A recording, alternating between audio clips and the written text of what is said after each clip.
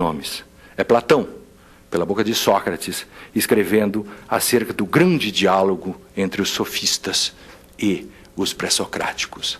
E a partir daí se coloca toda a discussão da metafísica clássica, né, a partir de Aristóteles, a metafísica clássica em que os sentidos estão nas coisas, que é a noção objetivista. As súmulas, de certo modo, resgatam hoje uma metafísica clássica perdida.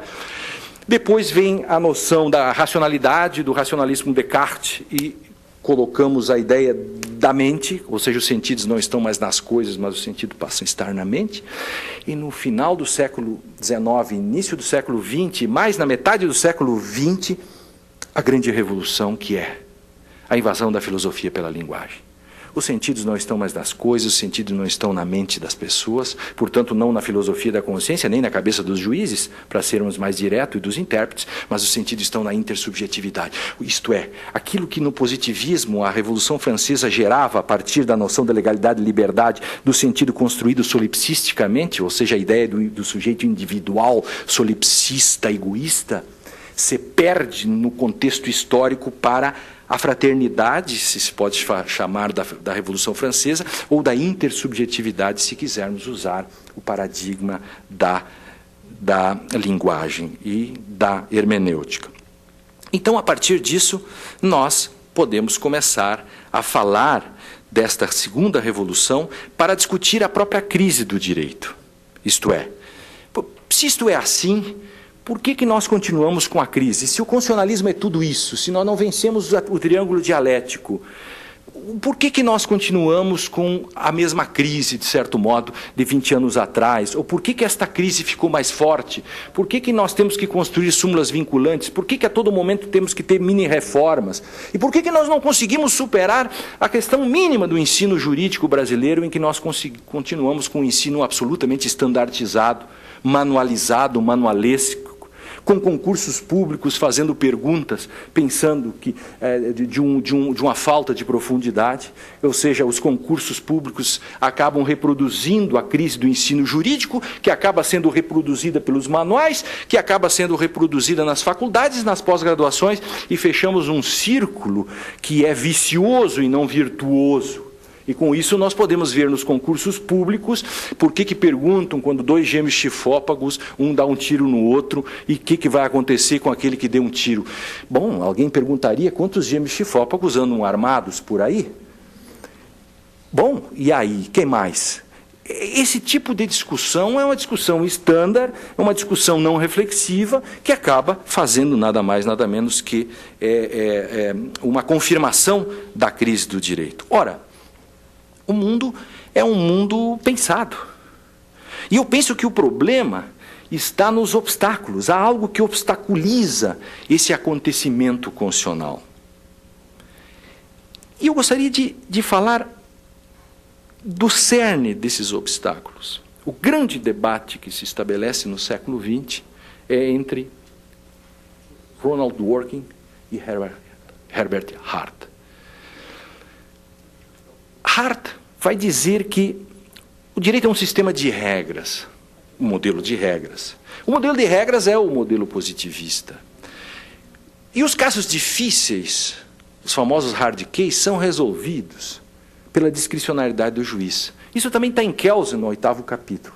E Dworkin vai dizer, né, com a sua teoria, Dworkin vai mostrar que os casos difíceis não se resolvem pela discricionariedade. A tese é absolutamente antidiscricionária, mostrando que, pelos princípios e pela construção que se faz, pela integridade, pela coerência do direito, sempre é possível encontrar uma resposta. Ele fala da única resposta correta. Eu proponho a resposta correta para o caso, que não é nem a única e nem a melhor. Tentarei explicar isto ainda no tempo que resta. Esse debate entre positivismo, pós-positivismo e neoconstitucionalismo está posto a todo momento. Não quero discutir essas questões porque o pós-positivismo, para mim, representa a superação do positivismo e o neoconstitucionalismo representa a superação do velho constitucionalismo e, portanto, ele é incompatível com o próprio positivismo. No meio disso está a jurisdição constitucional. Quais são os 3 obstáculos que se colocam? Eu acho que nós não conseguimos construir, ao longo dos últimos 20 anos, uma nova teoria das fontes. Por que não conseguimos construir uma nova teoria das fontes? Continuamos utilizar os velhos pressupostos. Para se ter uma ideia, que dificuldade que nós tivemos para implementar o mandado de injunção, a tese de que as normas têm eficácia contida, limitada. Essas teses são teses que mostram a falta de teoria das fontes. Nós temos dificuldade, é muito mais fácil hoje aplicar uma portaria do Instituto de Resseguros ou do próprio INSS do que a Constituição. Muitas vezes, então nós interpretamos a Constituição de acordo com portarias ou com leis ordinárias. Isso é um problema de falta de teoria das fontes. Há pouco tempo a ideia da lei que veio obrigar a presença do advogado no interrogatório. Ora, precisava de uma lei para dizer que é obrigatório que todo interrogatório tenha que ter um advogado? Na 5ª Câmara Criminal do Rio Grande do Sul, onde eu atuo, desde o início sempre se anulou todos os processos. E interessante que se recorria disso e o STJ anulava os julgamentos, porque dizendo que o Código de Processo Penal não exigia advogado no interrogatório. Interessante notar que em 2004, 1º de dezembro, veio uma leizinha ordinária, pequenininha, dizendo é obrigatório a presença do advogado no interrogatório. E todos passaram a obedecer. Portanto, eu posso concluir que é mais fácil obedecer os códigos do que as constituições. Esse é um problema de teoria das fontes.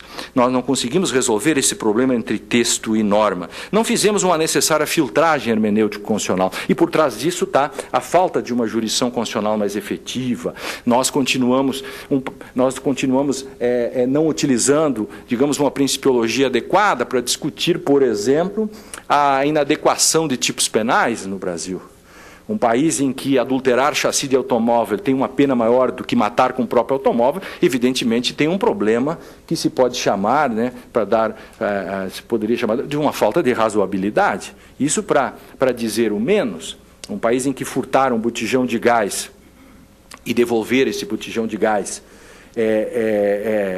não isenta de pena, mas a sonegação de tributos isenta com o pagamento antes do recebimento da denúncia. E essa é uma discussão importante e que tem que ser feita à luz da jurisdição constitucional, dos princípios, por exemplo, da Unter Mass Verbot, que é o princípio da proibição de deficiência, por exemplo, para falar apenas de um dos princípios importantes que se estabelecem no segundo pós-guerra.